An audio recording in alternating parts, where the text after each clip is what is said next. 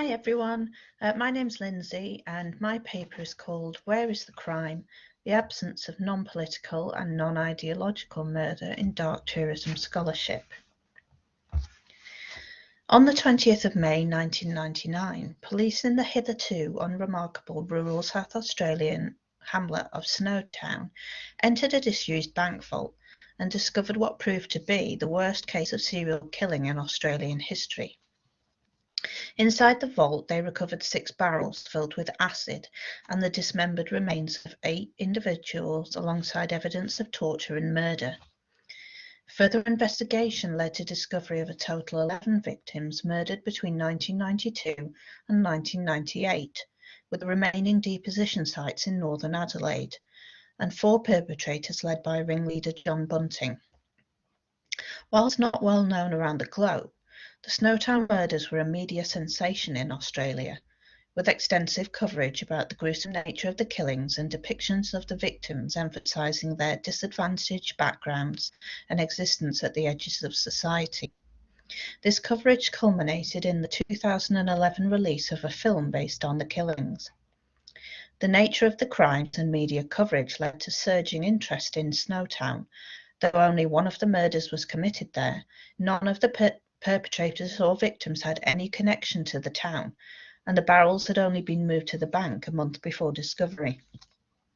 Snowtown was simply a deposition site, yet became the focus of dark tourism, and has remained so, with up to 200 carloads of people a day coming to the town in the immediate aftermath, and tourists still visiting the abandoned bank building for photo opportunities 2 decades later.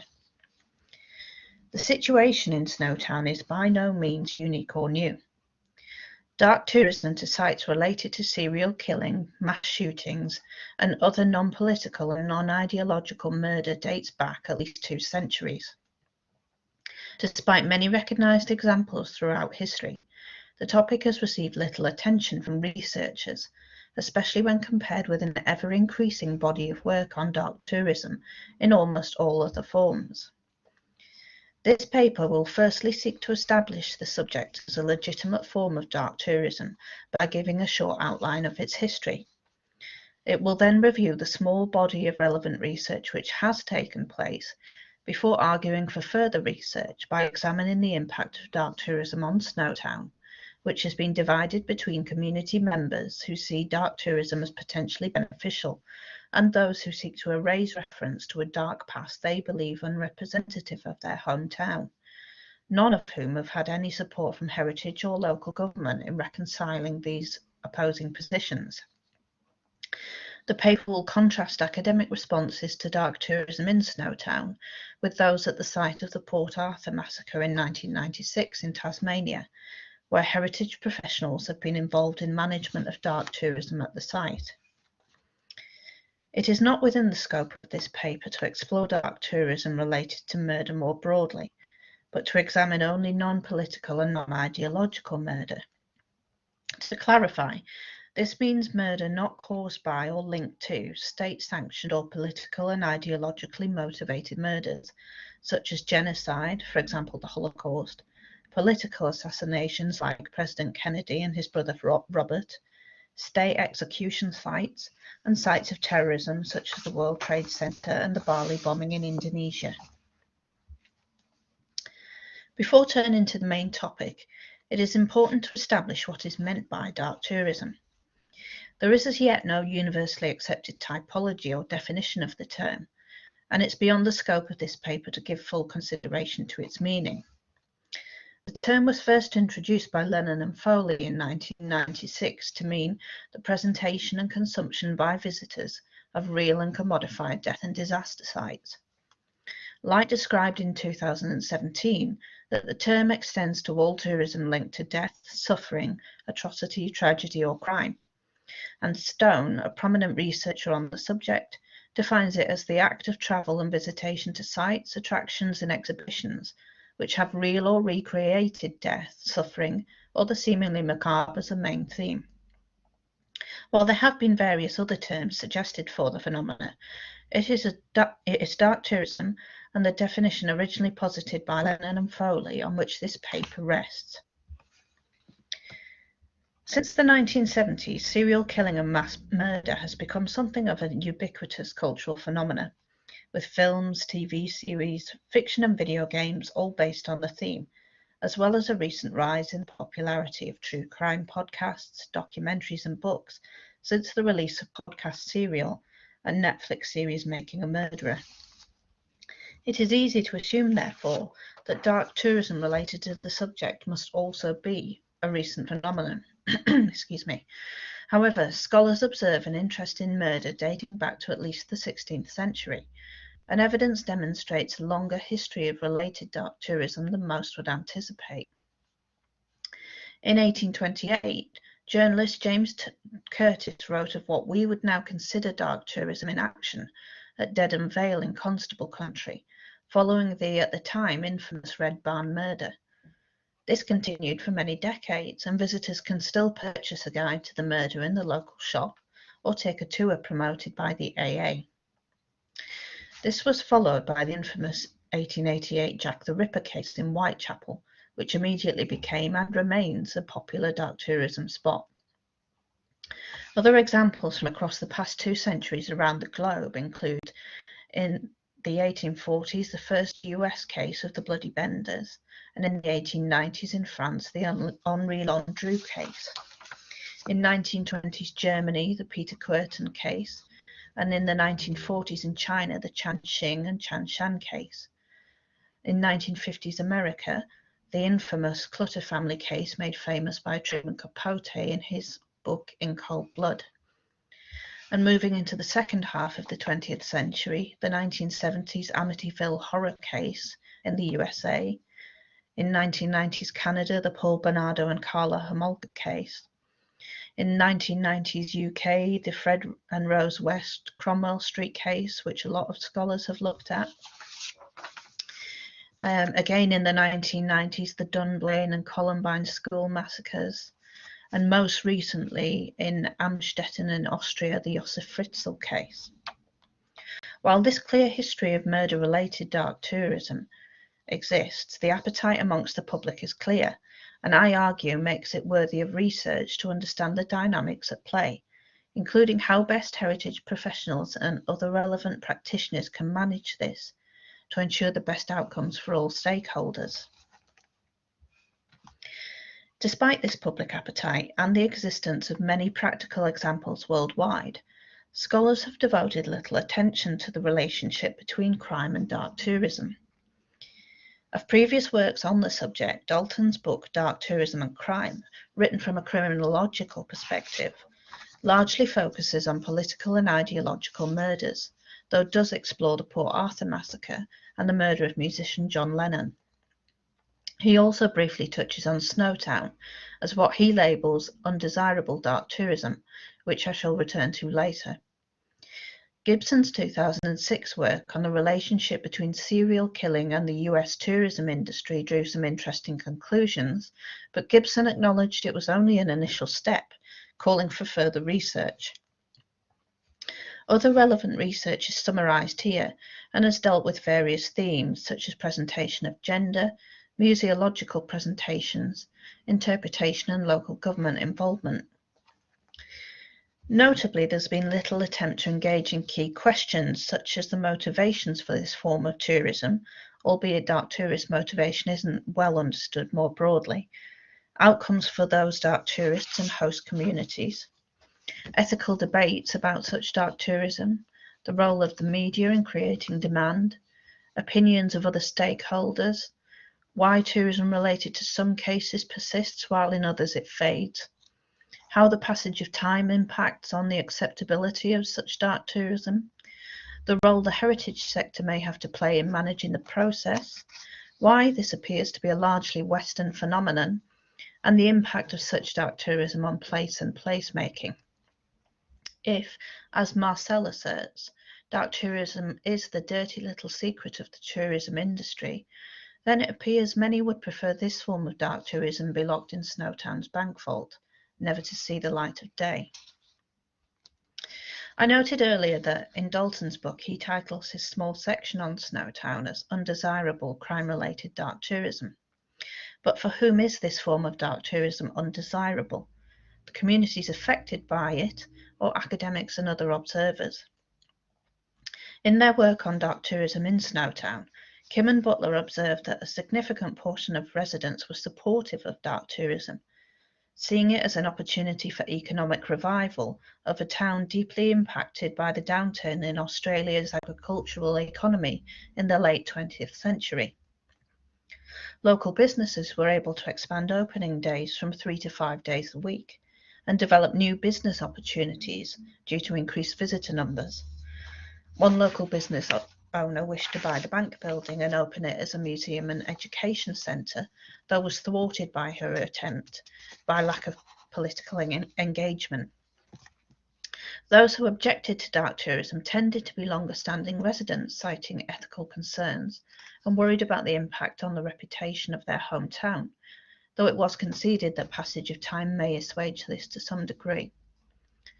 Resident concerns also reflected that, due to lack of support from authorities or the heritage sector, the town was unable to develop infrastructure to support tourism, and that a somewhat kitsch, perpetrator-focused narrative had arisen within the little provision the town had created, such as the souvenirs which you now see on screen. What this demonstrates is that it is by no means unanimous in a community directly affected by such dark tourism that it is undesirable. Communities may perceive potential benefits they wish to embrace. Indeed, there have been examples globally where such dark tourism has been harnessed for good.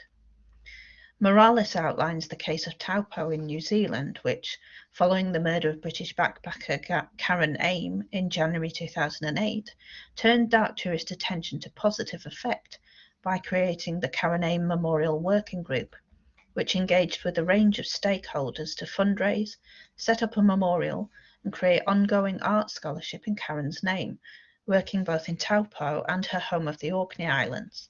And on screen you can see one of the artworks which was created by one of those scholars. That this form of dark tourism is undesirable appears to be less a firm evidence-based determination and more a moral judgment by scholars and observers who view such tourists as, at best, strange weirdos, and at worst, seriously disturbed ghouls.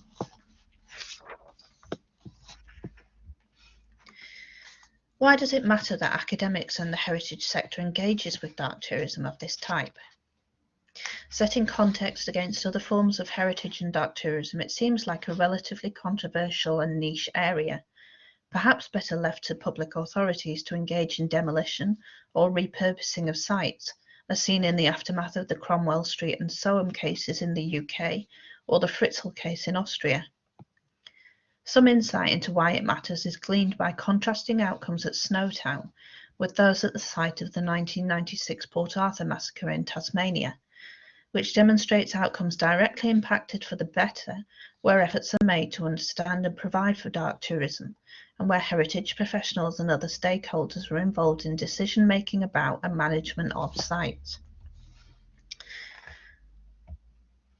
While Snowtown had seen an economic boost from tourism following the discovery of the bank vault, Roth observes a lack of political will and funding to help the town reclaim its identity following the dark events that occurred there. Where demolition of the bank building had been considered, authorities ruled this out due to expense when asbestos was discovered. However, the alternative option of turning the building into a museum and education centre was also not supported. Lack of legal ownership of the property and support from local government in resolving the issue, despite the huge implications of its presence, left the community with the empty bank vault a permanent reminder, with no interpretation or contextualization and not adding value.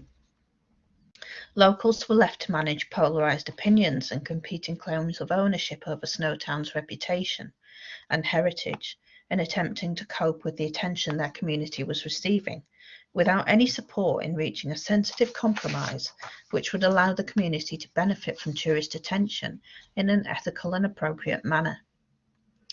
As a result, some locals perceived an unwelcoming atmosphere had developed towards visitors, and some unscrupulous citizens took advantage of interest by selling exploitative, perpetrator-focused souvenirs, such as those you saw earlier. Any opportunity of developing an authentic narrative with ownership of Snowtown's story resting with its community was lost, due in no small part to the lack of external support from those with the tools to assist. Instead, ownership of the story of Snowtown remains largely with the keyboards of the media and the camera lenses of tourists who stopped to photograph the infamous bank. The story of Port Arthur is somewhat different. On the 28th of April 1996, a gunman shot and killed 32 people at the historic Port Arthur convict site in Tasmania, killing a further 3 people away from the site and injuring many more. The man subsequently pled guilty at trial and was sentenced to life in prison without parole. The site of many of the killings, the Broad Arrow Cafe at the Port Arthur Heritage Site, became a focus of attention in the aftermath, and debate quickly arose as to how best to manage this. Port Arthur was an existing heritage site of great importance to tourism and the Tasmanian economy, one which would later, in 2010, receive UNESCO World Heritage status as part of the Australian Convict Sites listing. The status of the site meant local government was invested in resolving the question of how to manage potential dark tourism at Port Arthur, so its reputation and ability to contribute to Tasmania's tourist economy was not permanently damaged. Equally, as most of the murders had taken place on the existing heritage site, the heritage professionals employed by Port Arthur and others with an interest in the site were engaged with the development of the memorial and management of dark tourism there going forward. The Port Arthur Memorial Committee was instituted, with site representatives involved and staff from Port Arthur consulted, as well as a wide range of other stakeholders, including families of the deceased, local residents, grief counselling specialists, local government, and even advice from the community of Dunblane in Scotland, which had only 1 month earlier experienced the mass shooting of 16 children and their teacher at the local primary school. Funding was received, and the local community was informed and consulted about progress via twice-weekly newsletters to every house in the area. While the process was not without difficulties and compromises were required, the final decision was to leave the shell of the Broad Arrow Cafe standing and create a memorial garden and pool with landscaped and built elements created to harmonise with the wider heritage site. Only one small interpretive plaque is in place, and the entire memorial contained within one area which many visitors walk past without even noticing. The memorial isn't mentioned by tour guides nor directly signposted in any way. Visitors are requested not to ask staff about the events as it may prove distressing, but instead to request a guidebook for more information. As at Dunblane, the name of the gunman never appears in any interpretive materials. Whilst the development process was not easy, it has provided for interest in the site from all stakeholders, including dark tourists, in a sensitive and ethical manner. Equally, it has done so whilst allowing the community to retain ownership over the heritage of their story, with interpretation and commemoration of events ultimately determined by that community. Visitation to the site has not proved controversial, and scholars have come to a consensus that what has been achieved is, to use the words of Elizabeth Frew, a respectful interpretation of dissonant heritage. So how have we arrived at a situation where provision for murder-related dark tourism at Port Arthur is described this way, whereas at Snowtown dark tourism is described as undesirable? I argue that a key difference in outcomes has been the involvement of heritage professionals and local government in the management of the aftermath of dark events and the interests of dark tourists. Whereas Port Arthur, by its very nature as a heritage site of strategic importance, had extensive support in this and has therefore seen positive outcomes, Snowtown, by contrast, has been left unsupported and as a result has had a negative experience. Where Port Arthur has been able to retain ownership over its own heritage, identity and story with the expertise of supporting professionals, Snowtown has lost control of this to a sensational, media-driven narrative and other agencies with competing priorities. Had Snowtown received similar support to Port Arthur, the community may have been able to compromise about dark tourism provision and develop infrastructure to provide for it, allowing the town to benefit economically as well as to reclaim its identity and tell the story of events there in an ethical, constructive manner. This paper has established that non-political and non-ideological murder is a legitimate theme in dark tourism with an established history and which has and continues to attract a growing dark tourist audience globally. As such, it requires more research to understand the myriad issues it raises. It is also clear that only a handful of scholars and professionals have engaged with the topic in a meaningful manner.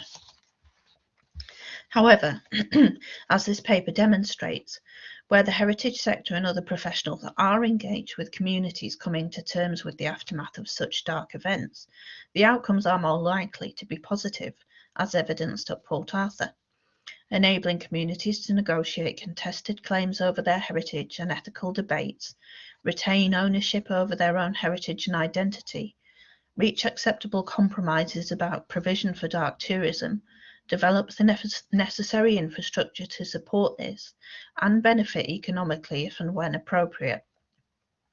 When such support is not made available, as in the case of Snowtown, the impacts of dark tourism are more likely to be detrimental and divisive to the community and perceived as unethical by observers more widely. While dark events of this type make many, including those in the academic and heritage professions, uncomfortable and are often still considered taboo, this paper has sought to make the case that they are as legitimate form of dark tourism as any, and worthy of research and understanding to enable the best possible outcomes for all interested stakeholders. Thank you for listening to my paper. I hope you found it interesting, and I'd really welcome any feedback or thoughts or questions that you have. And I hope you enjoy the rest of the symposium.